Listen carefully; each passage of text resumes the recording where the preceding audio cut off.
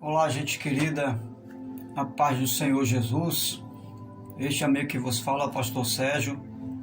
Estamos de volta, desta feita, para trazer a você, a sua família, a sua vida e tantos quantos estarão ouvindo esta palavra breve para abençoar a sua vida. Nós vamos orar a princípio. Tudo começa bem quando começa com oração. Já orou hoje? Você já se dirigiu a Deus uma palavra de oração?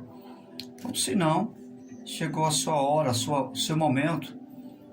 Pare o que você estiver fazendo, é claro, discretamente, né? Se você estiver trabalhando ou dirigindo, faça isso com sabedoria e vamos falar com Deus.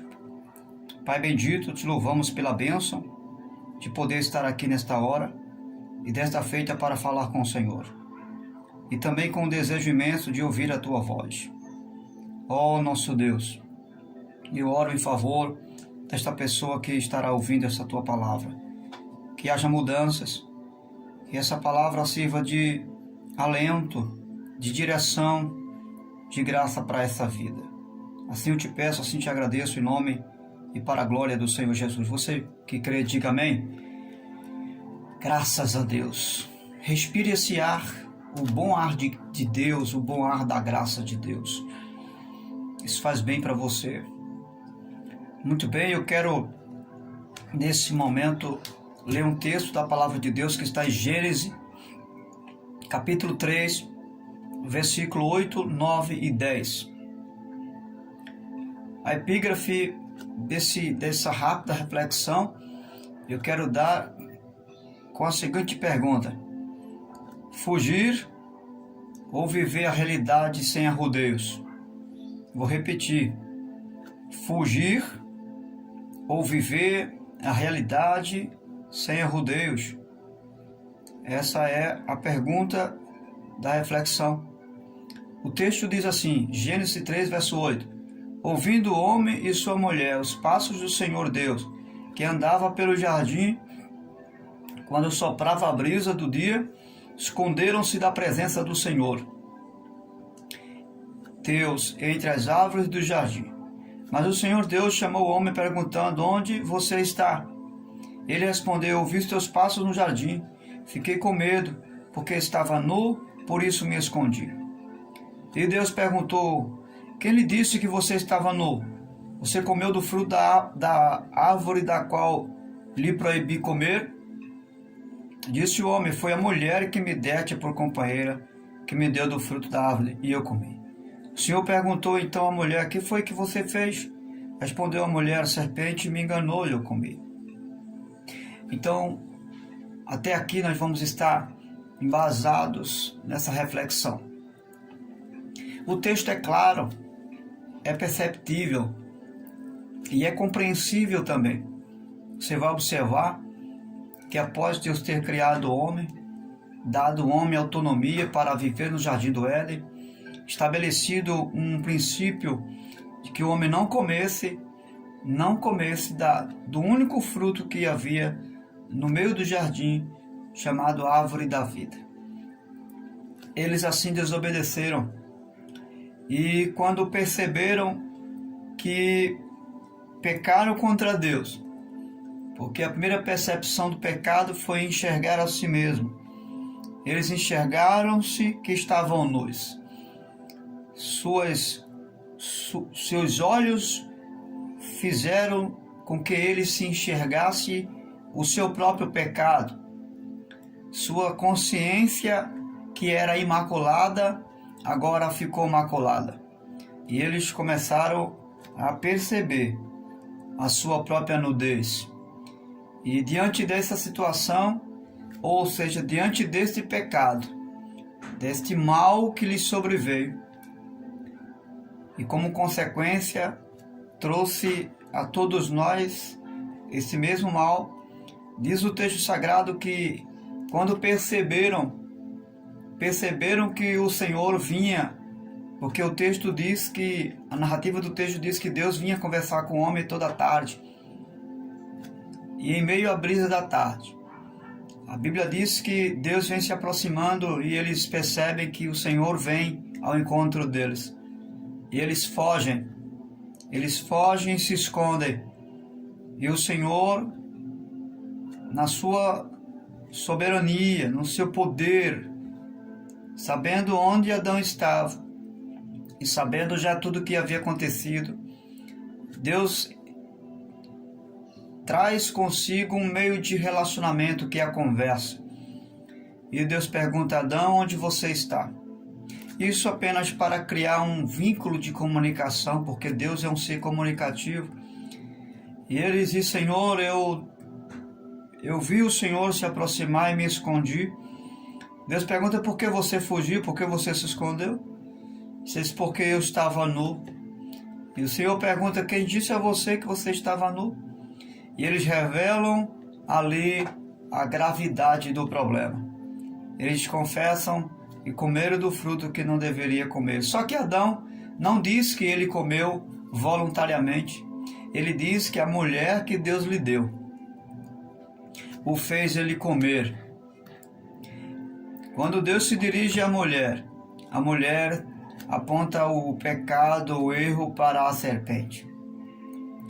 Nós vamos observar que a primeira coisa que acontece nessa realidade existencial da vida de Adão e Eva é que eles fogem da presença de Deus. Eles fogem porque eles percebem que existe um problema com eles, e é o problema do pecado. O problema do pecado, de um mal que lhes sobreveio e que agora está frustrando a mente e o coração deles. E este mal, este pecado, este erro que eles cometeram consigo mesmo, eles não cometeram pecado contra mais ninguém, não foi contra uma outra pessoa, não, foi contra eles mesmos. Escute, todo pecado que nós cometemos é contra a nossa própria vida. Existem duas direções onde o pecado gera uma inflamação. A primeira direção que leva o pecado é a nós mesmos, porque o pecado ele traz prejuízo e problemas para mim e para você, e problemas eternos. E a outra direção pelo qual o pecado toma uma direção é a pessoa de Deus que nos criou. Porque quando pecamos, nós inflamamos a santidade de Deus, ou seja, nós ofendemos a santidade e a justiça de Deus. Por isso que quando Jesus morre pelos nossos pecados, ele não paga o preço de um resgate a outro a não ser ao próprio Deus, porque foi e é a ele que os nossos pecados inflamam. É a santidade de Deus que os nossos pecados vai de encontro. Por isso que Jesus paga os nossos pecados a Deus e a mais ninguém. Porque é a ele que nós somos devedor por causa dos nossos pecados. Escute, quem sabe essa situação é a minha, é a sua em algumas situações da vida. Nós, em vez de encararmos a realidade do problema, nós estamos tentando fugir e nos esconder não só dos nossos problemas, e não encarando eles, mas fugindo deles, e não fugindo apenas desses problemas existenciais que está prejudicando a mim mesmo, mas fugindo e tentando fugir da presença de Deus, do qual ninguém pode fugir. Ninguém pode fugir da presença de Deus. Você pode ocultar um problema, você pode ocultar um erro, uma fraqueza de mim, do pastor, da igreja, de alguém, mas não de Deus. E essa atitude que Adão e Eva tomaram de fugir, de correr, de se esconder, não foi a melhor atitude diante de um fracasso, diante de uma fraqueza, diante de algo que estava sucumbindo à alma deles, diante de uma perca, porque eles começaram a perder após o pecado. Quando o pecado chega, uma das características do pecado é nos fazer perder, Perder o quê? Perder a presença de Deus. Perder a confiança que tínhamos em Deus. Perder a segurança que a presença de Deus nos trazia e nos traz. Então o pecado começa a tirar de mim, a tirar de você essa confiança, a tirar de mim, a tirar de você a estabilidade que um dia você tinha. Veja que eles se encontravam com Deus toda a tarde e eles não precisavam sair se escondendo, mas quando Deus vem e eles se encontram em pecado, vivendo uma fraqueza nas suas almas, eles fogem do lugar onde Deus havia colocado eles. Eles tentam ficar em qualquer outro lugar, mas não na presença de Deus. Quem sabe você está vivendo essa realidade. Alguma coisa está infligindo você. Algum pecado, alguma frustração. Às vezes pode não ser um pecado, pode ser uma frustração. Alguém frustrou você. Alguém falou algo que chateou você, que magoou você, que você não gostou. E para fugir daquela situação ou dessa realidade existencial, você está querendo fugir daí e não viver essa realidade. Mas você está buscando arrudeios. Você está procurando viver essa realidade, mas cheios de arrudeios, cheios de subterfúgios. Você não sai do jardim como Adão e Eva. Eles não saíram do jardim, mas ficaram escondidos atrás de uma árvore, atrás de alguma coisa. Eles se esconderam da presença de Deus. Quem sabe você está dentro da igreja, mas você está vivendo em arrudeios. Você está evitando a presença de alguém. Você está evitando conversar com alguém. Você não tem mais transparência. Você não tem mais confiança em alguém que está lá dentro da igreja, que é o jardim de Deus, onde Deus plantou você, onde Deus trouxe você para viver uma coinonia verdadeira, uma coinonia transparente, sem arrudeios, sem mimimi, mais. E isso tem causado problemas para você. Sabe por quê? Porque não é fugindo de A, de B, do problema A, do problema B, que você vai trazer paz para você. Pelo contrário, Adão e Eva, se eles continuassem assim, eles iam viver sucumbidos em seus traumas de pecado e de condenação. E é por esse motivo que Deus veio ao encontro deles. Porque Deus sabe que se eles permanecessem assim, mesmo dentro do jardim do Éden, escute, mesmo no jardim do Éden, eles não iam ter paz. Eles não poderiam viver em coinonia com Deus, em comunhão com Deus. Eles não poderiam ter paz. Eles iam viver debaixo de uma maldição. Como Deus não os criou para viver essa realidade de arrudeios, de contratempos, então Deus vem e resolve os problemas numa conversa franca e transparente. Está na hora de você sentar com alguém. Se esse problema que está acontecendo está ligado a alguém dentro da igreja, ao ministério da igreja, se esse problema que está acontecendo infligindo você, está infligindo sua alma, minha alma, está ligado ao ministério, ao pastorado, ao diaconado, aos irmãos da igreja, está ligado, quem sabe, a um pai, a uma mãe, a um filho, ou a um vizinho, seja lá quem for, se é ligado a alguém, está na hora de você parar, sentar e ter uma conversa franca. Mas não uma conversa para discutir, não uma conversa para brigar ou para se justificar, buscando as suas razões ou achando que você, para dizer que você está certo, que você não errou, ou para colocar a culpa em A ou em B como uma alternativa de se justificar do seu erro, como fez Adão, como fez Eva. E jogaram a culpa para Adão, jogou a culpa para Eva, Eva jogou a culpa para a serpente. Tanto um quanto o outro tentou se auto-justificar, dizendo que não tinham culpa.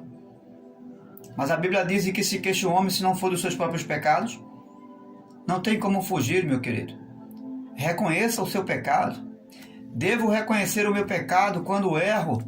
devo reconhecer minha fraqueza. E quando as coisas não dão certo para mim, eu não devo estar culpando A, culpando B. A culpa é absolutamente minha e somente minha.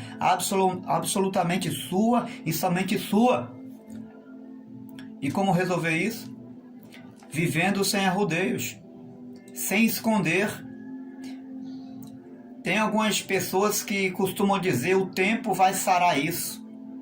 Ou então tentam resolver a cura se escondendo, se isolando dentro de casa, deixam de ir para a igreja, deixam de congregar, achando que em casa aquela ferida que foi feita, que foi aberta por A ou por B, vai ser sarada. É engano seu. Pelo contrário, essa ferida vai se abrir cada dia mais. E seja para onde quer que você vá, essa ferida vai acompanhar você. E sabe o que é que vai acontecer?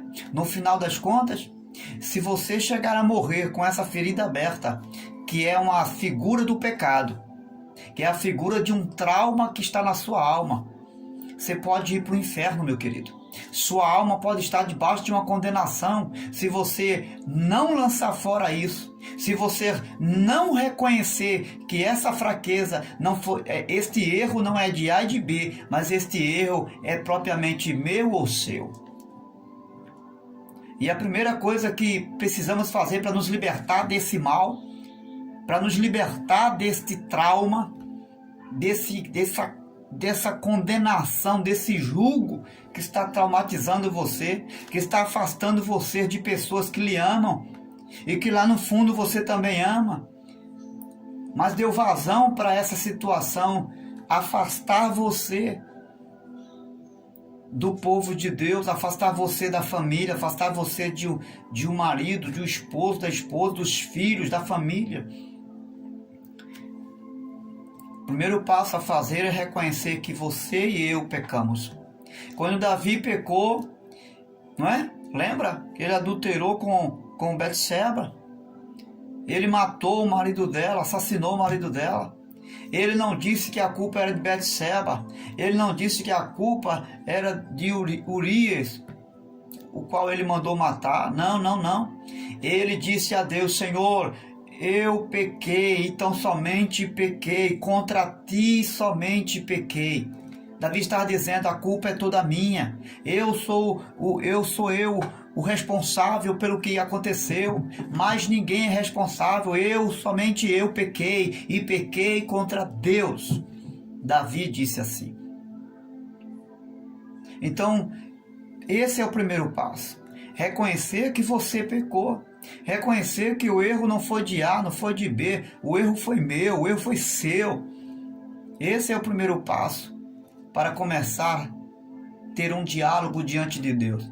E não colocar culpa em A e colocar culpa em B. Porque a culpa é minha, a culpa é sua, a culpa é nossa. De que se queixa o homem?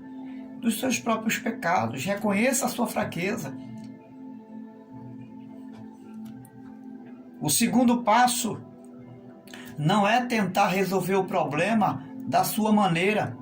A Bíblia diz que quando Adão e Eva se viram que estavam nus, eles fizeram uma cobertura com folhas de figueira. Eles se cobriram com folhas de figueira. Ou seja, foi um arrudeio, criaram um método para esconder a sua vergonha, o seu pecado, para resolver o seu problema. E nenhum método criado pelo homem resolve o problema dele. Se você tentar resolver esse problema à sua maneira, do seu jeito, tentando fugir, tentando se esconder, tentando ficar distante, esse problema não será resolvido. Não será resolvido, eu repito, você não resolverá esse problema do seu jeito. Aceite o método de Deus. Você sabe o que foi que Deus fez?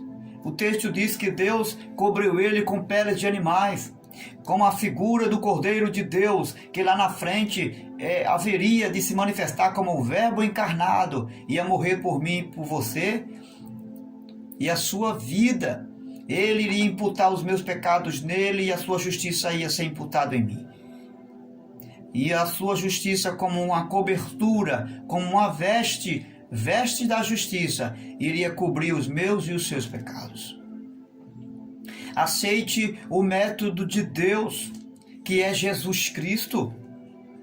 Aceite o meio pelo qual Deus preparou para cobrir os meus e os seus pecados, para resolver o problema. Não queira se justificar. Não faça como aquele publicano que tentou se justificar diante de Deus, dizendo: eu não sou como esse publicano, eu não sou como ele, Senhor. Não, eu oro 3 vezes ao dia, eu jejum, eu não faço o que ele faz, eu não deixo de fazer o que ele não faz. Ele tentou se justificar. E você conhece a narrativa, Jesus vai dizer que o publicano lá, na sua humildade, na sua fraqueza, ele saiu justificado. Porque ele disse: Deus, tenha misericórdia de mim, que sou um miserável pecador. Reconheça que o erro foi seu, que você é um pecador. Não queira se justificar tentando dizer que você é que está certo. Não, não, não. Foge desse. Sai daí. Não tenta criar esse método de justificação, porque não vai levar você à salvação. Não vai ajudar você. Permita que Cristo justifique você. E eles criaram esse método, mas não funcionou. Aceita o método de Deus para resolver esse problema e viver uma realidade. Qual é a sua realidade? Aceite que você errou. Mesmo se porventura você percebe que o erro não foi seu, o erro foi de alguém, encare essa realidade com franqueza. Não fique tentando: não, eu não vou me humilhar, eu não vou me aproximar. Esqueça isso. Esse pensamento é do diabo. Se aproxime, ainda que você esteja certo e fulano esteja errado. Não busque viver uma realidade diferente. Não busque se justificar, tentando mostrar que você é a certa, e porque você está certo, você vai negar a voz, você vai negar a palavra, e você vai mostrar uma repulsa, mostrar que não está satisfeito ficando em casa, deixando de falar, ou então deixando de apoiar A, deixando de apoiar B. Esse não é o caminho. Essa não é a alternativa de Deus. Deus se aproxima de Adão e Eva, mostrando que o melhor caminho é o caminho da comunicação, é o caminho da coinonia, é o caminho da aproximação. Deus vem e se aproxima deles. Não queira se achar certa a ponto de se ausentar dessa pessoa, a ponto de não apoiar mais, de não ajudar mais. Não viva essa realidade, mas viva a realidade existencial. Não haverá tempo nenhum que esses desafios não aconteçam. Enquanto você e eu estivermos aqui, vai haver situações assim.